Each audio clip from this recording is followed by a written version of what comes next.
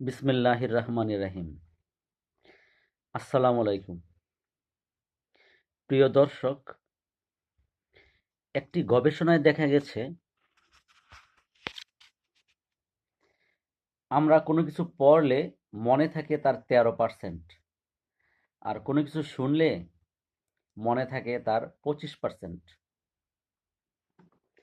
যেমন ধরুন, শ্রেণীকক্ষে আপনার শ্রদ্ধেয় শিক্ষক আপনার হাতে একটি ভাঁজ করা কাগজ দিয়ে বললেন, এটা বাসায় গিয়ে দেখবে। আপনি বা আমরা হয়তো কৌতূহল চেপে রাখতে না পেরে রাস্তায় গিয়ে এটা খুলে দেখব। খুলে যদি দেখা যায় সেই কাগজটাতে আমাদেরকে বকাঝকা অনেক কিছু করা হয়েছে, আমরা হয়তো এটাকে পেঁচিয়ে রাস্তার পাশে ফেলে দেব অথবা পকেটেই রেখে দেব, কিন্তু ক্লাসে এসে এটা আর কারো কাছে বলবো না। আস্তে আস্তে আস্তে এটা ভুলেই যাব হয়তো। এটা না করে যদি এমনটা করা হয়, শ্রেণীকক্ষে সবার সামনে আমাদেরকে বকাঝকা করেন শিক্ষক, তাহলে সেটা কিন্তু আমরা অনেক দিন মনে থাকবে,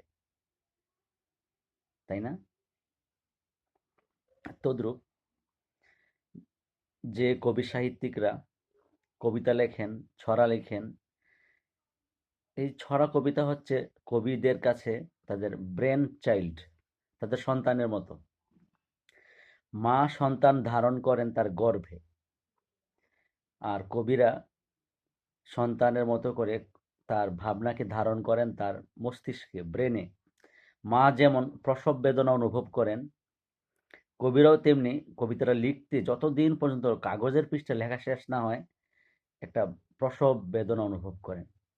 সন্তানের মা ডাক শুনে মা যেভাবে তার সব দুঃখ কষ্ট ভুলে যান, কবিরাও তেমনি মানুষের ভালোবাসা পেলে কাগজের পাতায় মুদ্রিত তার কবিতাটা যখন কেউ পড়ে, উচ্ছ্বসিত প্রশংসা করে, তারা মা হওয়ার গৌরবের মতো তারা একটি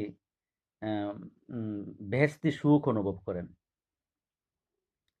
আমি আমার এই চ্যানেলে আমার নিজের লেখা ছড়া, কবিতা এবং বিভিন্ন লেখকদের বইয়ের বুক রিভিউ করে থাকি।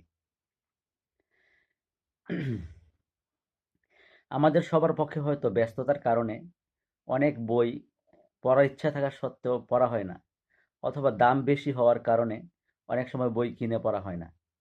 কিন্তু আমরা যদি কোনো ভালো বইয়ের সম্পর্কে বুক রিভিউ পড়ি, শুনি, তাহলে সেই বইয়ের চুম্বক অংশটুকু আমাদের জানা হয়ে যায়।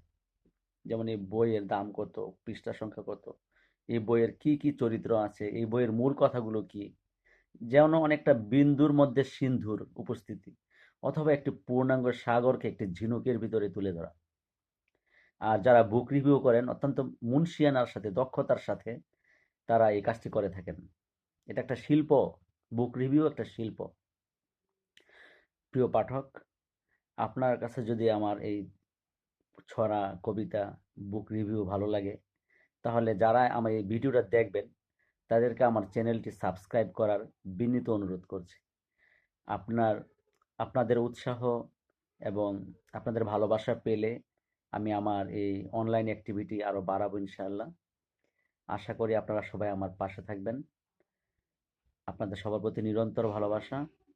আসসালামু আলাইকুম। আল্লাহ হাফেজ।